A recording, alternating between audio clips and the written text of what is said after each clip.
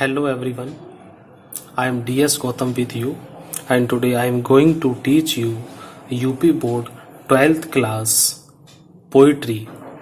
तो आज हम इस पोइट्री वाली बुक के अंतर्गत एक पोइम पढ़ेंगे जिसका नाम है अ लमेंट। वैसे इसका शुद्ध प्रोनाउंसिएशन लमेंट है, कुछ इसको लेमेंट बोल देते हैं, लेकिन ये वास्तव में लमेंट है। और लमेंट जो होता है वो कहते हैं एक शोक गीत टाइप का है, एक विलाप टाइप का है, एक फरियाद है, एक पश्चाताप है, एक दुखी अंतर मन की एक व्यथा भी इसको कह सकते हैं। अ लमेंट है, ये पीवी शैली साहब का है। तो चलिए बिना देरी किए हुए इसकी पोएम को देखते हैं। इस पोएम में पीवी शैली साहब ने क्या लिखा है। तो स्टूडेंट्स, यहाँ से पोएम की शुरुआत होती है और मैं इससे पहले इस पोएम के बारे में थोड़ा सा बताना चाहूँगा कि जो पीवी शैली हैं थोड़े से प्रकृति के उपासक हैं और इन्होंने इनका एक बहुत अच्छा मित्र था और उस मित्र का देहांत हो गया।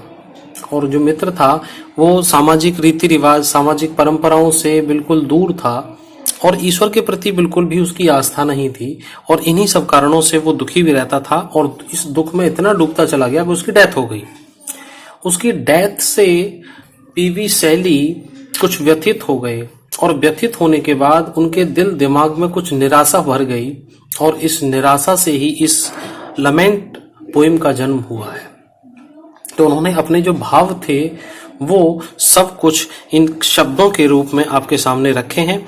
तो मैं इसका अर्थ, भावार्थ, सेंट्रल आइडिया सब कुछ कराऊंगा। आप जुड़े रहिए मेरे साथ और इस पोएम का ये वीडियो आप लास्ट तक देखें, लास्ट मोमेंट तक देखें, क्योंकि मेरा एक एक बात, एक एक शब्द आपके लिए हो सकता है कीमती हो।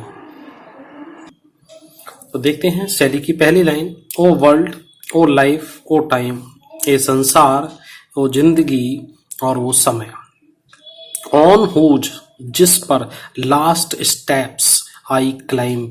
लास्ट स्टेप का मतलब मेरे जीवन के आखिरी दिन, आखिरी चरण, आखिरी पद है, मेरे जीवन का अंतिम क्षण है। आई क्लाइंब, जिनकी ओर मैं बढ़ रहा हूं या चढ़ रहा हूं।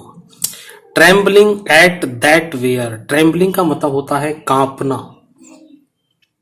कांपते हैं ना कुछ कप कपाते हुए से। एट दैट वेयर, उस जगह पे जहां आई हैड स्टूड बिफोर, जहां मैं पहले खड़ा था, मैं पहले जहां खड़ा था मैं आज कांप रहा हूं। इसका मतलब जहां मैं पहले मजबूती के साथ खड़ा हुआ था वहां मैं आज कांप रहा हूं। When will return the glory of your prime, When will return, कब लौटेगी, द ग्लोरी मीन्स गर्व, गौरव ऑफ योर प्राइम, आपका अपना जो प्राइम है, जो चढ़ती हुई जवानी है, उत्कर्ष कलाएं हैं, जो आपके जीवन का शीर्ष है, वो कब लौटेगा।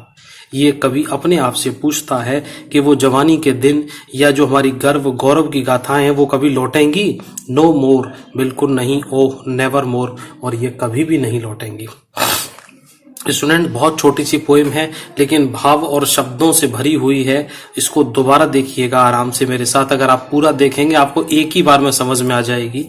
और लेकिन मेरे चैनल को लाइक, शेयर, सब्सक्राइब, ये 3 काम करना बिल्कुल मत भूलना, क्योंकि आपका एक एक लाइक, आपका एक एक शेयर हमारे लिए मोटिवेशन का काम करता है। हमें लगता है कि किसी ने हमारे चैनल को, किसी ने हमारे को देखा है और उसे अच्छा लगा है, तो फिर मुझे लगता है हमको अगला चैप्टर भी पढ़ाया जाना चाहिए। ये मेरे संसार, मेरी जिंदगी और मेरा वो समय जो मेरे अब लास्ट आ गया है, मैं मौत के करीब बढ़ रहा हूँ। मेरा वो समय बीत चुका है, सारा आकर्षण खत्म हो चुका है, अब मुझे मृत्यु के करीब होने का एहसास हो रहा है। अब मेरे पैर कांप रहे हैं, जिस जगह पे मैं कभी बड़ी मजबूती के साथ खड़ा होता था वहाँ आज मुझे कपकपी हो रही है, पैरों में थरथराहट हो रही है। When will return, अब वो कहता है कि जब बुढ़ापे में जब कांप जाता है शरीर, अब वो चाहता है कि जीवन के जो गौरवशाली पल थे वो भी अब वापस आ जाएं, लेकिन नहीं आ सकते। नो मोर, नहीं आ सकते हैं, और नेवर मोर, वो कभी भी नहीं आ सकते हैं। कि ये तो वास्तविकता है जीवन की कि जो चीज एक बार बीत जाती है वो बीत जाती है। स्टूडेंट्स, दूसरा वाला देखते हैं, सी का पार्ट पूरा दिख रहा है ना आपको।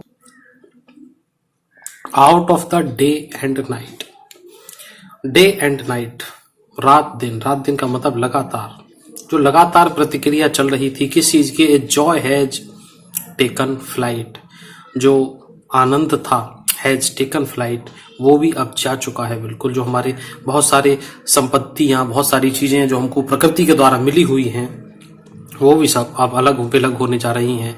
फ्रेश स्प्रिंग, जो ताजा सा बसंत था, और इस बसंत में स्टूडेंट, मैं बार बार अपने सभी स्टूडेंट्स को बताता हूं, जब भी आप पोएम पढ़ें शब्द कम और भाव ज्यादा होने चाहिए। जब बसंत का आ गया तो बसंत का पूरा वर्णन इसके अंतर्गत करना है जब आप एक्सप्लेनेशन करेंगे तब।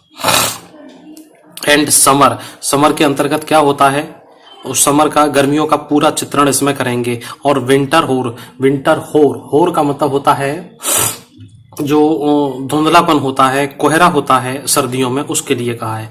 तो फ्रेश स्प्रिंग, बिल्कुल ताजा सा जो बसंत होता है वो, और बसंत में क्या होता है, चारों तरफ हरियाली होती है। और समर में, समर का मतलब गर्मियों में बिल्कुल सुहावनी सी धूप, चमकती हुई सी गर्मी होती है। और सर्दियों के अंदर आपका पूरा कोहरा होता है, जो धुंध होती है जाड़े के अंतर्गत, वो होती है। वो कहता है ये सारी चीजें आती हैं जाती हैं जीवन में, ये सारी चीजें भी अब चली जाएंगी।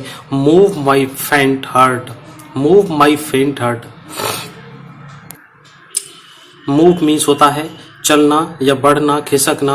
माई फेंट, जो मेरा फेंट है, पश्चाताप है, मेरा जो मुरझायापन है हर्ट का, वो मेरे दुख के साथ और ज्यादा बढ़ रहा है। बट विद डिलाइट, लेकिन उसके साथ डिलाइट नो मोर, डिलाइट नो मोर का मतलब है ज्यादा आनंदित नहीं हूँ। डिलाइट नो मोर, नहीं अधिक है खुशी, ज्यादा खुशी नहीं है मुझको।